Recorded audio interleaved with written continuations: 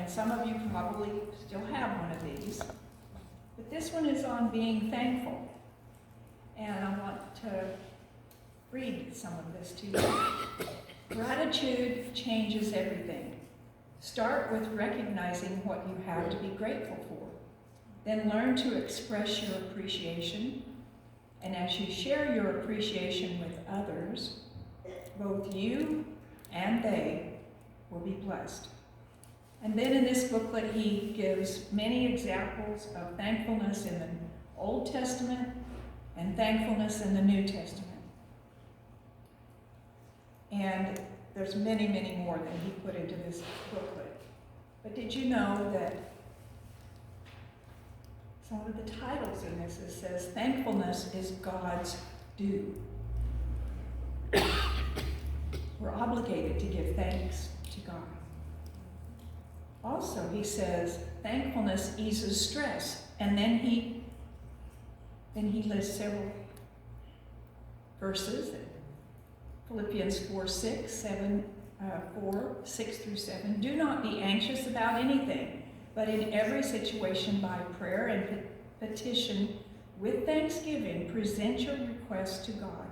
And the peace of God, which transcends all understanding, will guard your hearts and mind in Jesus Christ.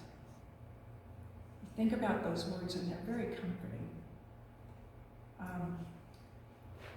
The last little chapter, you might say, or subheading here is thankfulness leads to sharing.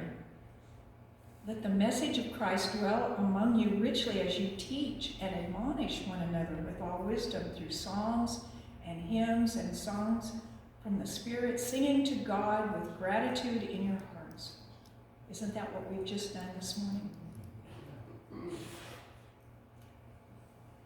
And the very end says, today you may not have a heart free of sadness. You may not have a mind free of worries. You may not have a body free of illness. But you can have a day full of God's blessings, a home full of love, a life full of joy. All you have to do is start being grateful for what you do have. And it's at this table every Sunday that we remind ourselves, as Jesus taught his disciples, to remember the biggest gift we've ever been given. The Lord Jesus, on the night he was betrayed, took bread, and when he had given thanks, hear that? When he had given thanks, he broke it and said, "This is my body, which is for you. Do this in remembrance of me." In the same way, after supper, he took a cup, saying, "This cup is the new covenant in my blood. Do this whenever you drink it in remembrance of me. For whenever you eat this bread and drink this cup, you proclaim the Lord's death until he comes." This is the Lord's table. All believers are welcome to participate.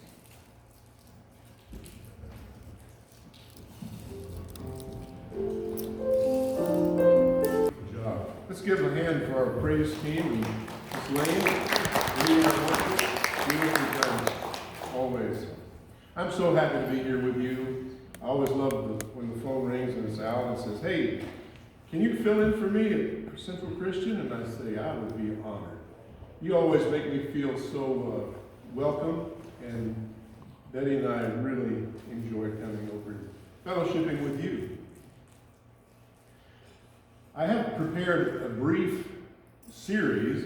It was going to be 3 sermons, but I think now it's going to be 2, because on the 27th you have a wonderful worship service planned, and you can put your hands together on this. There's no preacher here. But it's going to be awesome. I know you're going to be uplifted and enjoy that service on the 27th of December. This series is titled by me, "The Faith Worth Remembering." Can you guess which faith that might be? If we turn to the Hebrew writer's book in chapter 11, there is a chapter there that we call the Hall of Fame of Faith. And the writer points out to us to remember the great faith of some of God's people through the centuries, like Noah and Abraham and Enoch and Moses. And the portion about Moses goes this way. By faith, Moses, when he was grown up, refused to be called the son of Pharaoh's daughter, choosing rather to share ill treatment with the people of God than to enjoy the pleasures of sin for a season, accounting the reproach of Pharaoh greater riches than the treasures of Egypt, for he looked unto the recompense of reward in the future. By faith he forsook Egypt, not fearing the wrath of the king, for he endured as seeing him who is invisible. And it goes on. So this sermon is going to be called the Rod of God. The Rod of God. And it involves a stick and a flawed man. The flawed man is Moses. Faithful as he wasn't perfect. Anybody in here perfect? And neither was Moses, but God used him mightily. And it starts off in Exodus chapter 3, this portion of the story which we're going to tell today. In Exodus chapter 3, now Moses was keeping his flock, the flock of Jethro, his father-in-law, in the land of Midian. He had gone to Midian when he fled Egypt at about the age of 40. Now he is about the age of 80. So for 40 years he has been in the wilderness tending sheep. Jethro gave him his daughter, Zipporah, to have a wife. And they had children together. Now for 40 years, you think, after growing up as the son of Pharaoh's daughter with the opulence of Egypt, that Moses would be a little bit bored, but it doesn't seem to be. He seems to be content. So what great acts is he doing there? Not much. Until one day. One day, he comes upon a sight he had never seen. And the angel of Jehovah appeared unto Moses, and he sees a bush consumed with fire, yet not being burned up. So he kind of wants to get a better look at this, and he comes closer and he hears the voice of Jehovah say, "Don't come any closer. Don't come any closer. The ground whereon you stand is holy ground. Take your shoes off from your feet." And the Lord talks to him and says, "Go tell Pharaoh, king of Egypt, to let the Israelites go out of his country." And Moses said, "If the Israelites will not listen to me, why would Pharaoh listen to me, since I speak with faltering lips?" He said many other things to give an excuse for why he should not go. But Jehovah says, "What is that in thy hand?" And Moses says, "That's my rod. That's my rod." I've already came from it. It might look something like this, with a crook at the end, but about 6 feet long, substantial weight. And the shepherd used that to protect the sheep from predators, to count the sheep, to separate sheep. Sometimes he could grab the sheep by the neck with this and direct him. That was his rod. Your version in the NIV says staff. Both are correct. It was a stick. And I can imagine Moses saying, "Yeah, that's my stick. I went 40 years ago and found a strong tree and a strong limb from that tree, and I cut it off, and I fashioned it into this shape here, which is smooth to the touch, strong, and I can use it to hit predators and get them away from the sheep. It's my rod. Jehovah said, cast it down. Moses, I can imagine saying in my head, I don't want to cast it down, it's my rod. I've used that and I want to continue using it. Moses cast the rod down. Moses finally casts it down, and it becomes a serpent. And Moses flees from the serpent because he knows there's no ambulance out here in Midian. There's no anti-venom discovered yet. I would be a dead man if I got too close to that serpent.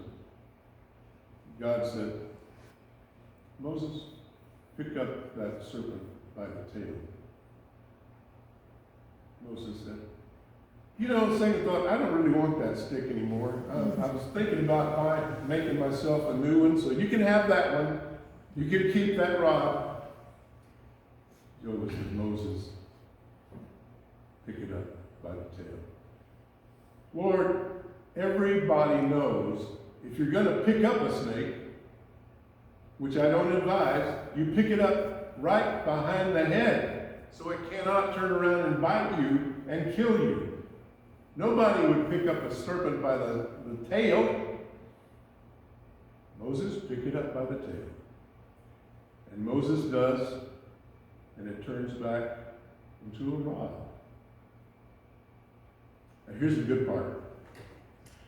Jehovah finally talks Moses into doing this mission, go back to Egypt, tell Jehovah, let my people go. And it says he asked permission of his father-in-law, Jethro, who was, by the way, the priest of Midian, and he gives him his blessing to go. And so he takes his wife, Zipporah, and their sons, loads them on a donkey, and it says this, listen to this, and he took in his hand the rod of God. It's changed, hasn't it? From being Moses' rod as a shepherd to now being called the rod of God. And God is going to use that tool in the hand of Moses, and in some cases, Moses' brother, Aaron, who was going to go with him to help him because Moses had no confidence that he could talk well. At any rate, they're going to use that rod. He gets an audience with Pharaoh, and he says, I'm going to do a wonder for you. And he throws that rod of God down on the ground, and it becomes a serpent again. Well, Pharaoh says, that's a good trick. That's pretty cute. Watch this, though. And he brings his magicians out and his enchanters. And they have a rod in their hand, and they throw their rod down. And they become serpents. What happens then? The serpent that came from the rod of God ate all the serpents of the magicians of Pharaoh and his enchanters. And they're going, whoa. And all these things are going to be done so that Pharaoh can know that Jehovah is God. And he's going to do many, many signs here, which we know of as the 10 plagues. But it's a faith worth remembering so much that at the end of these, God is going to say, establish a dinner so that you can remember these acts of Jehovah, how he saved his people from bondage. So this is a great story, maybe one of the greatest in the scriptures because of this. By this story of Moses in bondage in Egypt, we learn God is in the business of freeing his people. We learn God is in the business of salvation. God is in the business of redeeming his people. So as we remember our faith, let's take a look at what happened one more time. Almost every child who's been to Bible class knows this story, don't they? It doesn't hurt to be reminded of why we have a faith worth remembering. In Exodus chapter 7, Moses says, Jehovah has sent me and says to you, let my people go. Pharaoh says, I will not. If that happens, Pharaoh, here's what's going to happen to your land. I'm going to take this rod of God and I'm going to smite the river Nile. And I'm going to turn it into blood. Jehovah's going to turn it into blood. He says, I will not let the people go. It says, Moses, chapter 7, holds up the rod of God, smites the river, and it turns to blood. And all the fish die. There's no fish left. And because there's decaying fish, it smells. And the people cannot use the water to drink. They can't bathe in it. They can't wash clothes in it. It's worthless. And if you know anything about that region, Nile is the life of Egypt. The Nile is the life of Egypt. And he says, well, I'm still not letting the people go. And next time, he says, I'm going to bring forth frogs out of the river and cover the land. Can you imagine how you go to lay down in bed at night and these slimy frogs are jumping all over you, covering the land, you can't even walk without stepping on one. And I don't know why God chose these particular plagues, but some of them were kind of nasty. Such as when Moses uses the rod and he turns the dust in Egypt. You think there's any dust in Egypt? He turns all the grains of dust in Egypt into lice. That wouldn't be a favorite one. And he uses that rod of God to bring a swarm of flies. Actually, he tells Moses, you don't even need to bother using the rod of this. This is so easy, I'll take care of it. And Jehovah brings a swarm of flies to cover the land. And after each time, Jehovah says, let my people go. But then he hardens the heart of Pharaoh to change his mind and say, no, you can't go.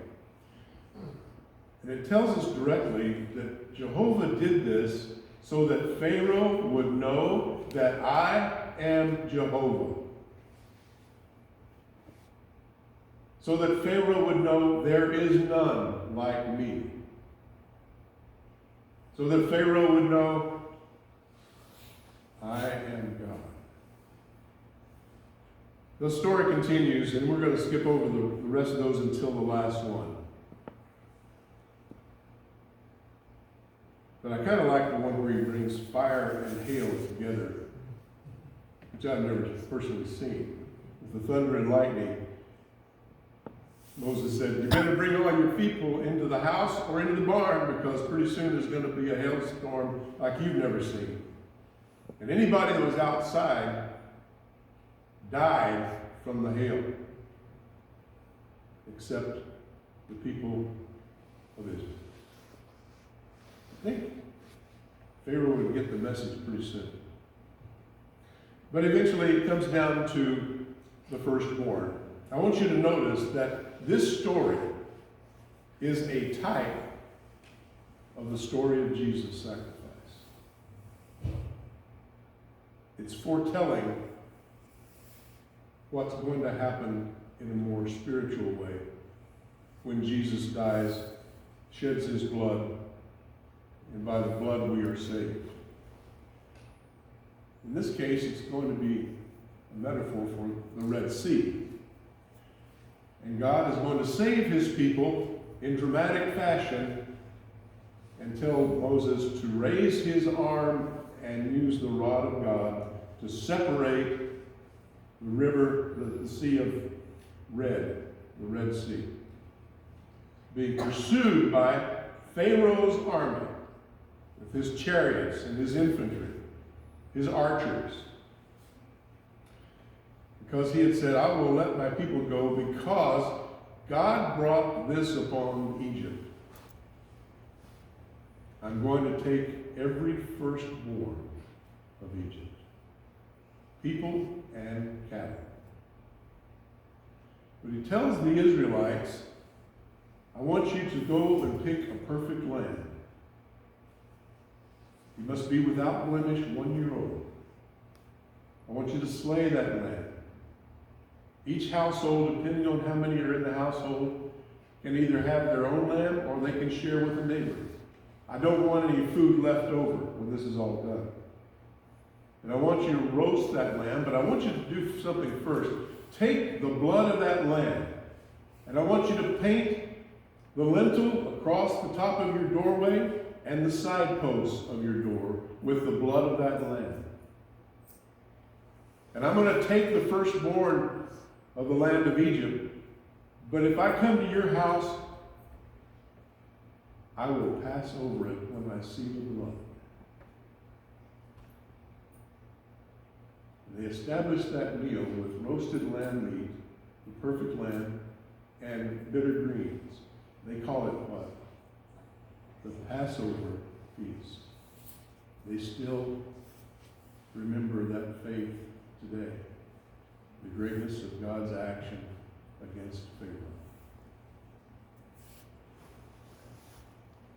So Moses leads his people after the Passover meal, and in the meantime, they had basically plundered Egypt because they wanted God gone so much. They want the Israelites gone so much and get rid of these plagues that they give them gold and silver and raiment, clothing for their journey. And they made quite a haul. They're going to take that with them. Moses did a count, apparently, and it said there was 600,000 men, not counting women and children, that are leaving Egypt. That's a sizable group.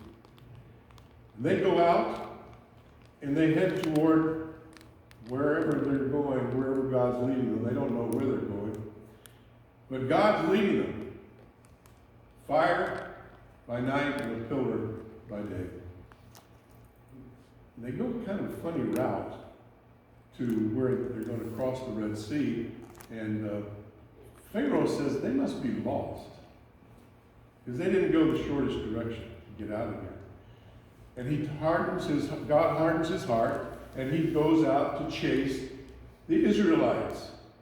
He's decided, I'm not going to let them go. And he's pursuing them. They get to the Red Sea, and there's this big expanse of sea, and they're looking around. We left Egypt just to come here.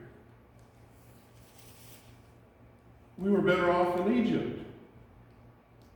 And they accuse Moses of leading them into a trap. And Moses says, see what God is going to do to your deliverance today. And remember it.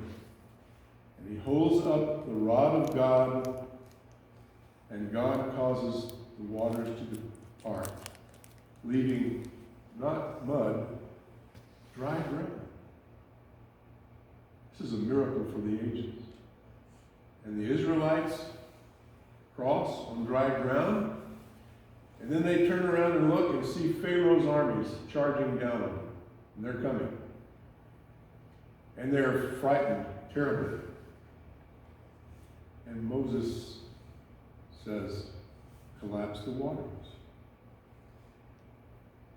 And they see the armies of Pharaoh, the great army of Egypt, covered with water, and ceasing their pursuit, dying. Well, you know what happened then for the next 40 years as the Israelites wander in the wilderness because of their their sin. They didn't get to go direct to the promised land, did they? But the story of the rod of God and the great miracles he performed in delivering his people leave us a story that continues to be told. And it tells me to know that whatever God is being served, there's no God like Jehovah.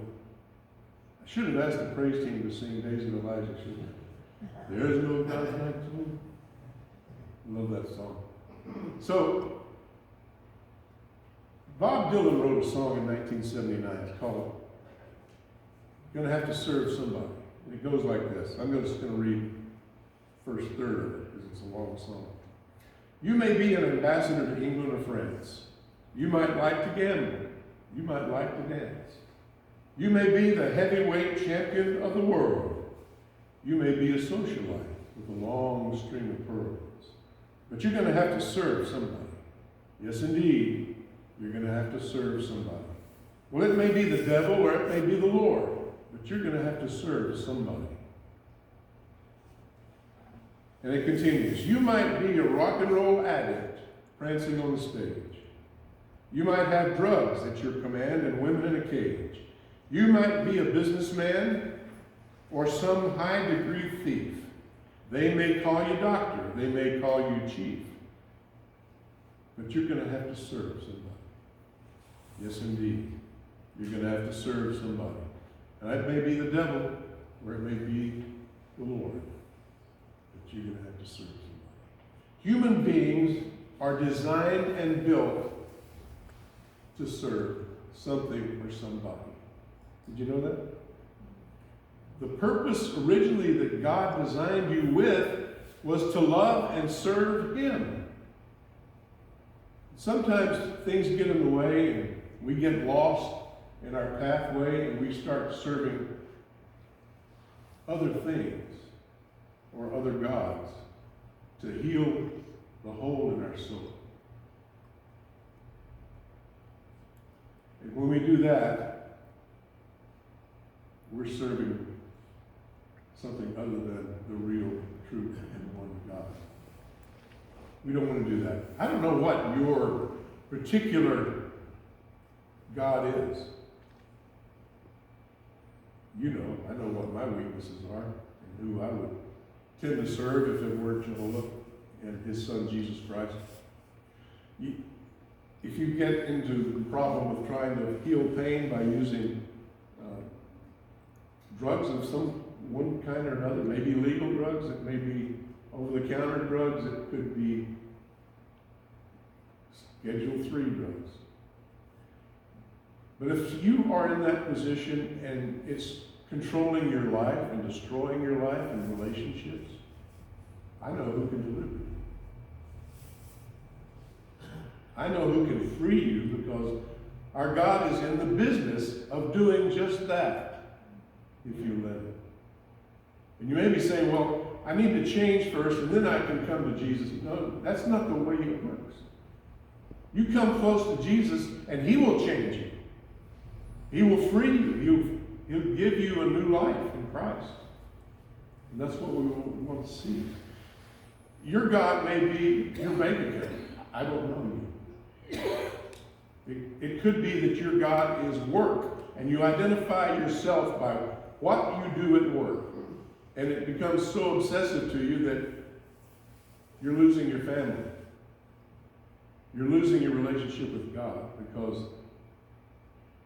your work and your money means that much to you.